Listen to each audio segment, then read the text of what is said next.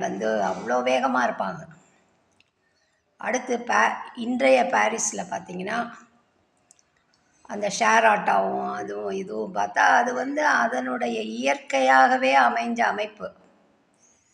இந்த பக்கம் மவுண்ட் ரோடில் வந்தோம்னா ஸ்டோரிட் பில்டிங்கில் மெட்ரோ ட்ரெயின் கட்டும்போது குறுக்கு வழியை வந்தோம்னா எல்லாம் மக்கள் தான், அங்கேயும் மக்கள் தான்.